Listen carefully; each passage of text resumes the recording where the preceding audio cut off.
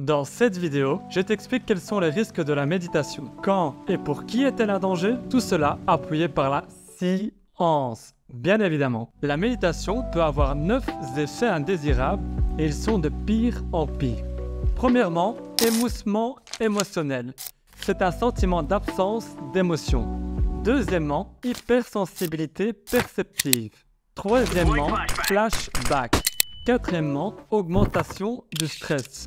Cinquièmement, l'anxiété. Laisse-moi 2 secondes pour t'expliquer la différence entre le stress et l'anxiété. C'est souvent mal connu. Le stress va être ponctuel, c'est à un moment donné, sa cause est évidente et une fois le problème réglé, il disparaît. Alors que l'anxiété va répondre à des stress, va durer dans le temps et elle attend. C'est-à-dire qu'il est caché. Il se manifeste par des émotions, une peur diffuse dont la cause n'est pas évidente et il est souvent accompagné d'insécurité qui veut dire qu'en fait notre système nerveux se met en mode survie. On est câblé en mode combat ou fuite dans un état d'urgence, ce qui peut être particulièrement désagréable. Sixièmement, la méditation peut enclencher des mécanismes de défense qui, eux, peuvent créer des difficultés à gérer les émotions intenses pendant ou hors de la séance. Septièmement, troubles de sommeil, plus précisément, dysrégulation de l'éveil. Qu'est-ce que c'est? C'est des problèmes d'énergie suite au fait que le cycle de sommeil-éveil est perturbé. Il faut savoir que c'est souvent associé à l'hyperexcitation. Ça m'est déjà arrivé, je t'explique après pourquoi. Huitièmement, dissociation de la réalité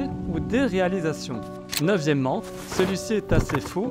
Un stress aigu, mal géré, peut entraîner une attaque de panique, qui elle à son tour mal gérée, peut entraîner un malaise vagal. Me demande pas comment c'est possible, c'est pas le sujet de la vidéo. Pour cela, je te renvoie directement vers un lien dans la description, vers une vidéo explicative. Alors, pourquoi la méditation peut provoquer des effets indésirables? Parce qu'elle amène à revivre des traumatismes. Nous sommes tous amenés à revenir des souvenirs, qu'ils soient positifs ou négatifs. C'est un processus normal. Les souvenirs enfouis, difficiles à accepter, ceux qu'on a mis sous le tapis, on a tous des souvenirs comme ça, eh bien, il est important de les traiter de manière à limiter leur impact au quotidien dans notre comportement. Ces souvenirs peuvent réveiller des mécanismes de défense encore jusque-là inconscients pour éviter des sensations désagréables. Ils peuvent inclure l'évitement, la distraction ou la recherche de plaisir et peuvent rendre la gestion des émotions et des sensations difficiles pendant la méditation. Ensuite, si tu te concentres de manière régulière sur tes sensations, eh bien tu peux développer une hypersensibilité, une hyperactivation d'une zone en particulier ou simplement de manière générale. C'est ce qu'on appelle l'hypersensibilité perceptive. Et pour cela, j'ai une petite anecdote sur la douleur. Mais avant cela, laisse-moi te parler de ce phénomène assez incroyable, la plasticité cérébrale. Il repose sur un principe de base, simplement que le corps s'adapte.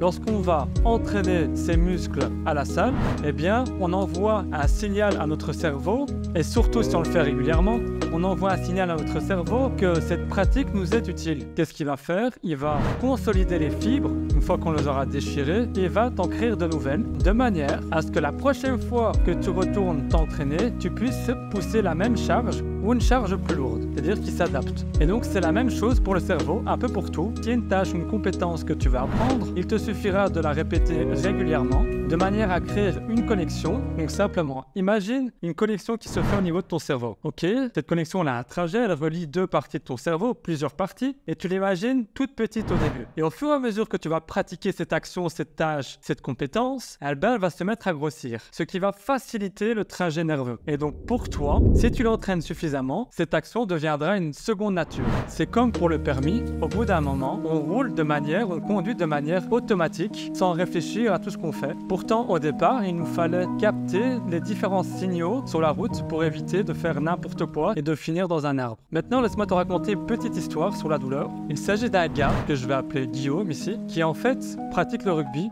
et malheureusement il s'est blessé pendant un entraînement. Comme il prenait beaucoup de plaisir, mais en plus de ça, qu'il avait des objectifs hauts dans le sport, il était assez inquiet, et à raison, sur le processus de guérison. Finalement, son genou guéri, il est capable de faire exactement ce qu'il faisait avant, sauf qu'il y a une petite chose qui l'embête, c'est qu'il ressent une once de douleur dans ce genou. Pourquoi?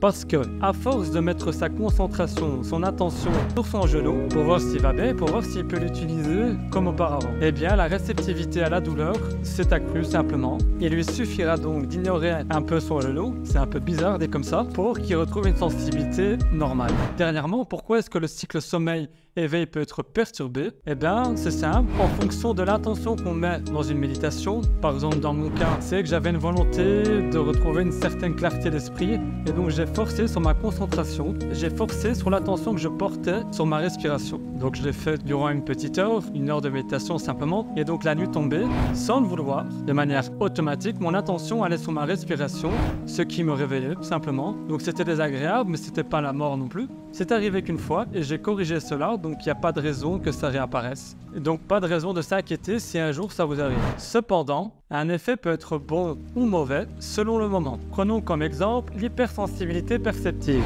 Parfois, la sensation est extraordinaire parce que ta perception du monde est amplifiée. Mais parfois, lorsque tu entends le tic-tac de l'horloge alors que tu essaies de t'endormir, ça peut être un petit peu chiant. D'ailleurs, pour qui la méditation peut s'avérer dangereuse?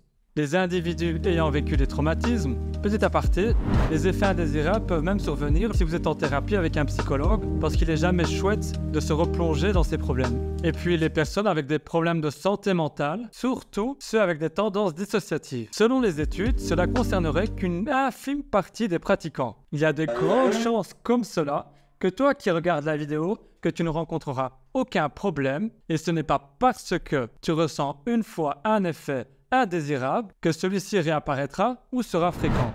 Dans une étude portant sur les expériences de méditation, 10% des participants ayant suivi des pratiques de pleine conscience ont mentionné les effets secondaires négatifs à long terme, tandis que 14% ont signalé des effets perturbateurs persistants pendant plus d'1 mois. Mais le plus important vient maintenant. Il est également précisé que les personnes représentant ces 6% étaient enclines à méditer plus fréquemment et plus longtemps à travers des retraites méditatives intensives où la méditation pouvait atteindre 12 à 15 heures par jour. Malgré tout, si tu estimes être un profil à risque, voici ce que tu peux faire. Voir un thérapeute.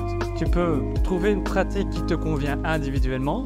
Par exemple, une séance courte de 10 minutes maximum et exclusivement de la méditation guidée. Tu peux aussi envisager de pratiquer la méditation en mouvement parce que ça permet d'évacuer le stress. Donc tu peux le faire en marchant par exemple. Ou encore, tu peux trouver un professionnel compétent de la méditation qui va t'accompagner lors de tes sessions pour t'aider à te reconnecter avec ton corps et à diminuer les sensations inconfortables. Pour finir, je te remercie d'être resté jusqu'à la fin de la vidéo et pour cela, je te laisse avec cette expérience méditative. Tu me remercieras plus tard.